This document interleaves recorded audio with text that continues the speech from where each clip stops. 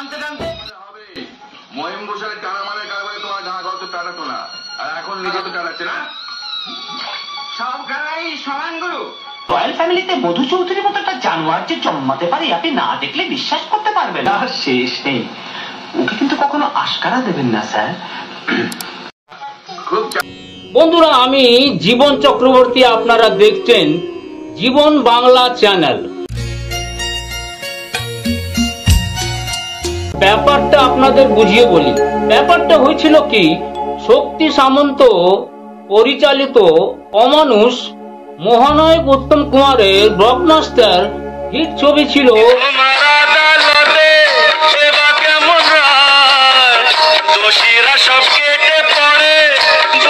কিন্তু এই ছবিটি তৈরি হবার আগে একটি কাহিনী আছে।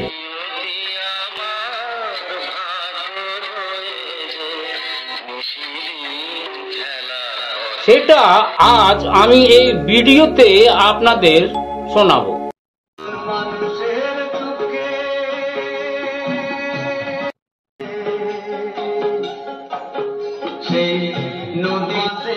উত্তম ভক্তদের একটা অনুরোধ আছে, বেল আইকনটা প্রেস করে একবার লাইক সাবস্ক্রাইব অবশ্যই করবেন।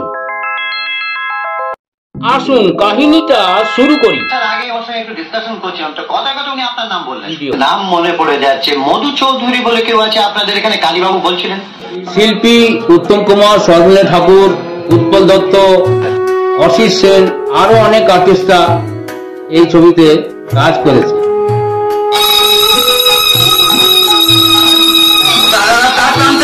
তখন আর কি নকশাল আন্দোলন কলকাতায় একবারে বেরিয়ে পড়েছিল। পুরো কলকাতা শহর একবারে ঝমঝম করছে।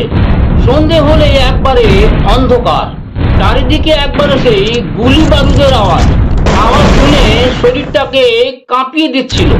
সাল ছিল 8 আগস্ট 1969। অবস্থা কিন্তু খুবই খারাপ হয়ে গেছিল। এসব দুর্ঘটনা দেখে উত্তম কুমারকে কলকাতা ছেড়ে চলে যেতে হয়।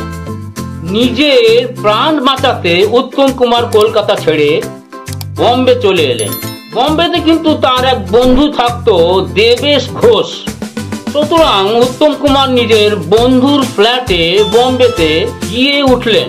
এর আগেও কিন্তু দেবেশ ঘোষ উত্তম কুমারকে নিয়ে অনেকগুলো বাংলা ছবি করেছিলেন। ছবিগুলো ছিল শোনো বাড়ি নারী, কাল কি আলোয়া, রাজকুমারী, ব্রজবলী, আরো অনেকগুলো ছবি আছে। দেবেশ ঘোষের ফ্ল্যাটে বম্বেতে উত্তম কুমার 3 মাস ছিলেন।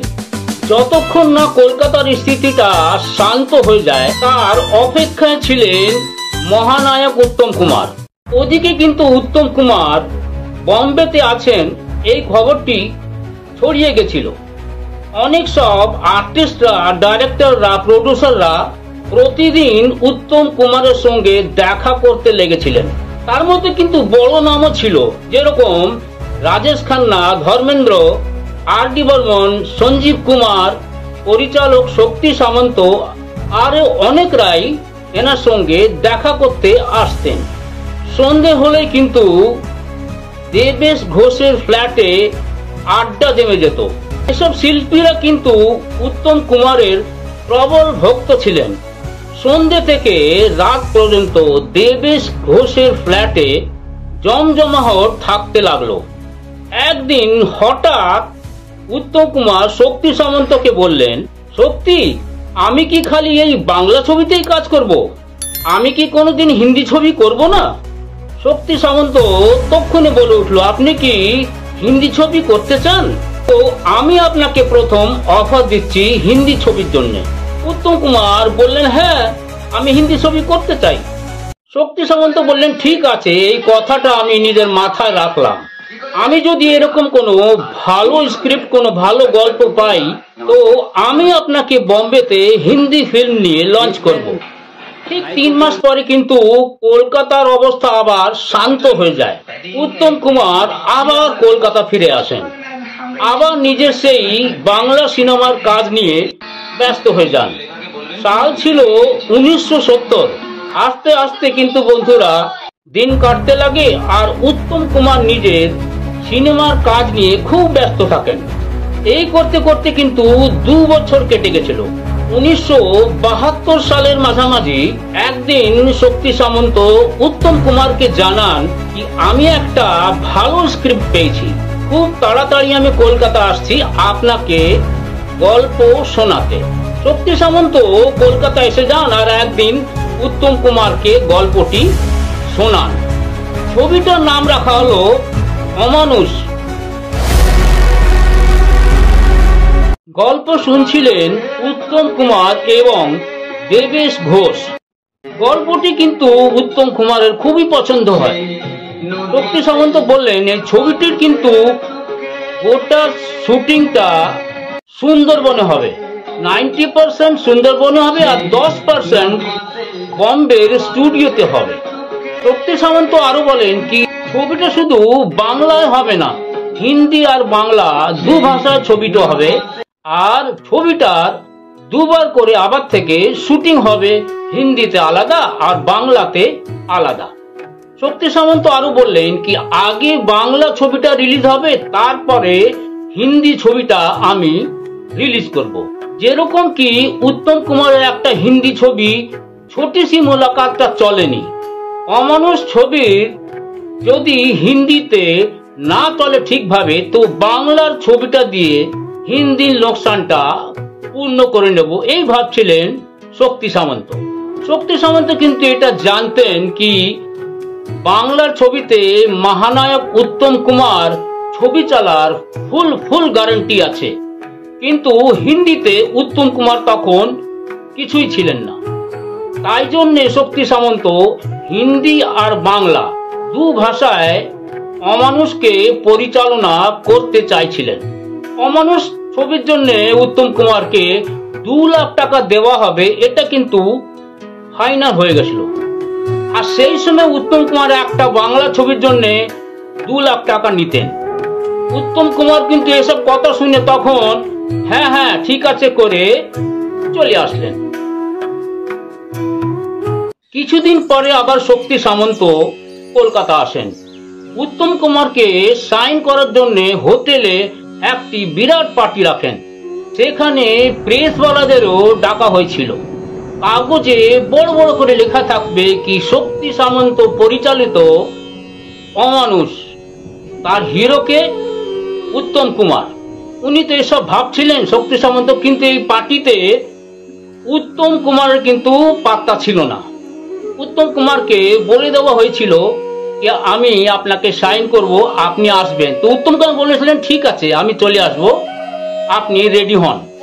অনেক দেরি হওয়াতে শক্তিদা কিন্তু দেবেশ ঘোষকে বললেন কি দেখো একবার উত্তম কুমারকে দেখো কোথায় আছে, ওনার তো পাত্তাই নেই। দেবেশ ঘোষ কিন্তু উত্তম কুমারকে খুঁজে আনার দায়িত্বটা নিলেন।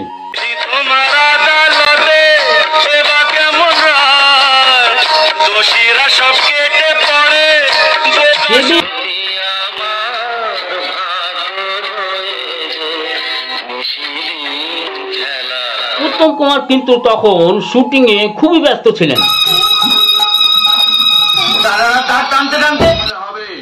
মহিম ঘোষালের টানা মানে কারবারে তোমার ঘা গত টানাতো না, আর এখন নিজে তো টানাচ্ছে না।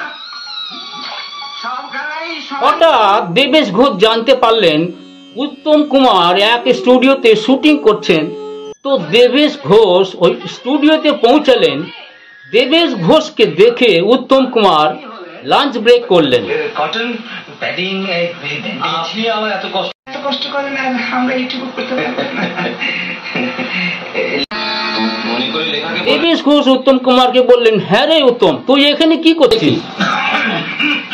ডাক্তার বাবু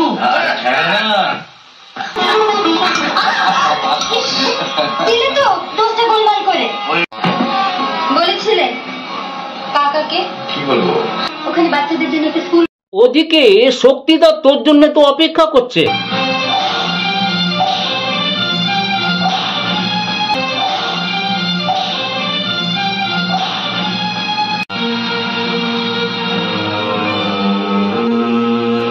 হাঁপিয়ে গেলেন যে, দম ছুটে গেল।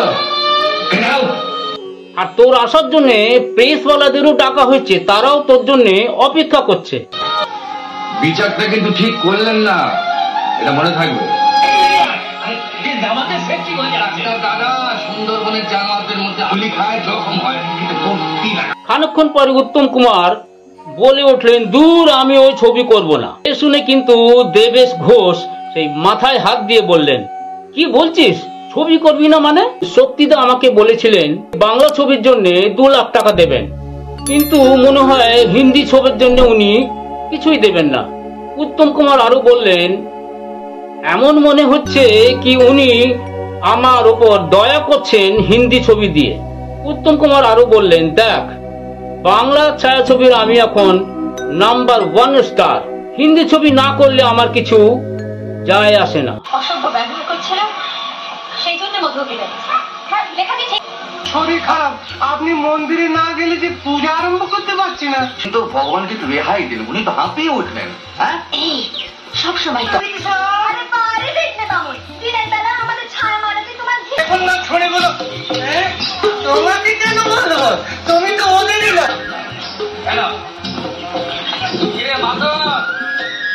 হয়নি, এবার তো হবে। কি করে?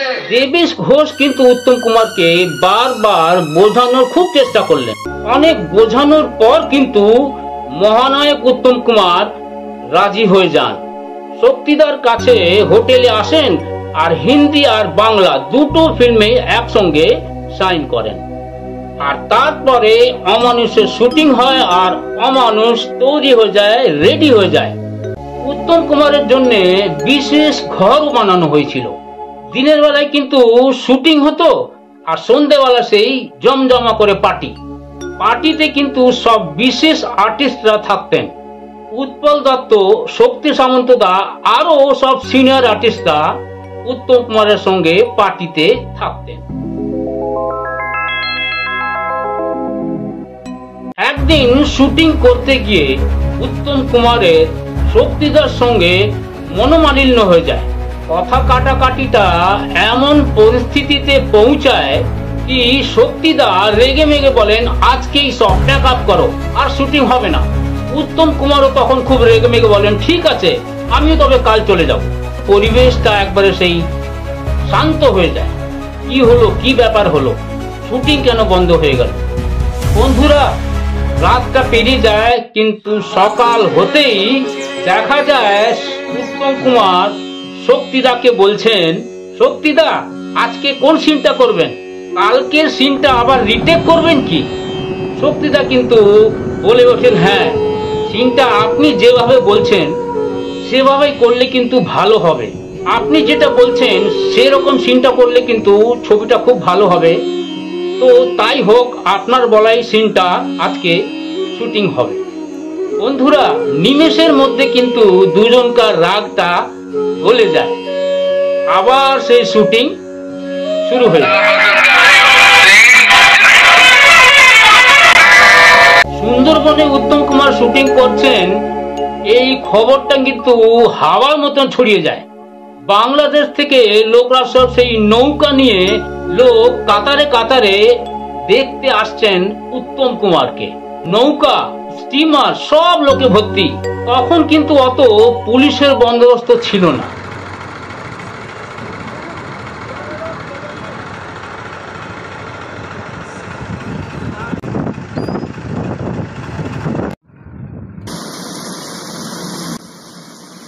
শক্তি সামন্ত তখন খুব ভালোভাবে ওই ভিড়কে ম্যানেজ করলেন।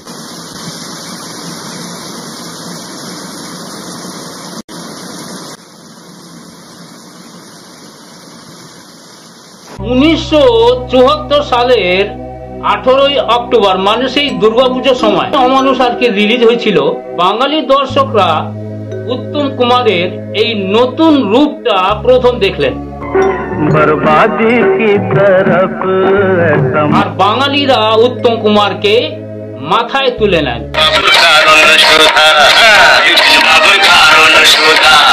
হিট করেছিল অমানুষ, কিন্তু 3টে হল মিলিয়ে 32 সপ্তাহ চলেছিল ছবিটি। মানে 3টে হল মিলিয়ে 96 সপ্তাহ চলেছিল এবং পার করেছিল প্লাটিনাম জুবলি। সে অমানুষকে আমরা আজ পর্যন্ত ভুলতে পারিনি। উজ্জ্বলা সিনেমা হলে ছবিটি একটানা 40 সপ্তাহ ধরে চলেছিল। তোমার ওই দু চোখেতে আমার মরণ দেখেছি।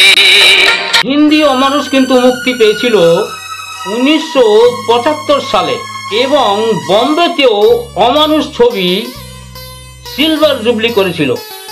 অমানুষ ছবি হিট হওয়ার পর মহানায়ক উত্তম কুমার হিন্দি ছবিতে প্রবলভাবে ব্যস্ত হয়ে পড়েন। अबे ओ साला कुत्तार बच्चा, बंगाली चेला अभी जिंदा है। বহু ছবি তিনি সাইন করেন। খুব ব্যস্ত থাকার জন্য তিনি 15 দিন বম্বেতে থাকতেন আর 15 দিন কলকাতা।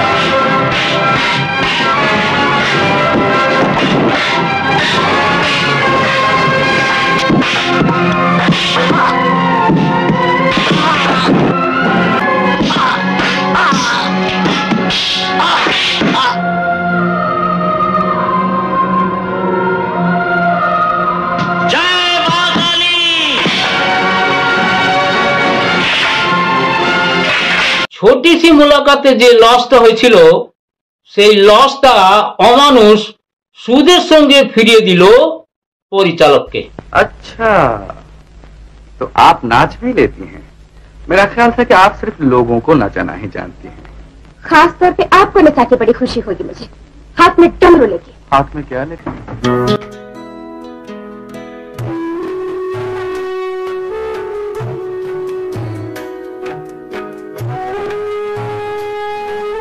जो कुछ सुनोगे वो तुम्हारी उम्मीद से भी बाहर होगा। अब भी तुम मेरी जिंदगी हो और हमेशा रहोगी। हाँ रूपा, मेरे मन में तुम्हारा प्यार कभी कम न होगा। सच मानो, जिंदगी की आखिरी सांस में तुम्हारे प्यार में डूबी रहेगी।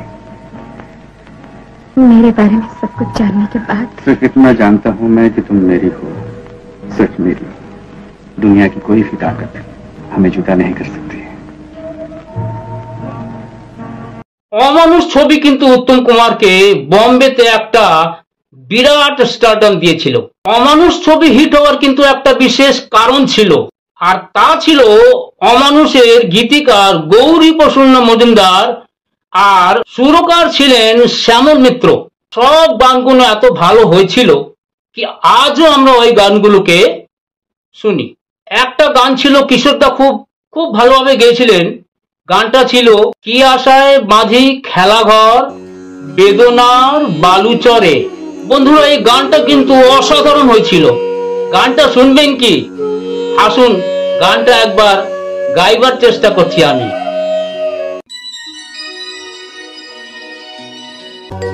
হায় গো হৃদয়, তবুও তোমার আশা কেন যায় না? যতটুকু চায় কিছু তার পায় না, কিছু তার পায় না। কেন যে আনো আমার আকাশ মেঘে মেঘে শুধু ভরে?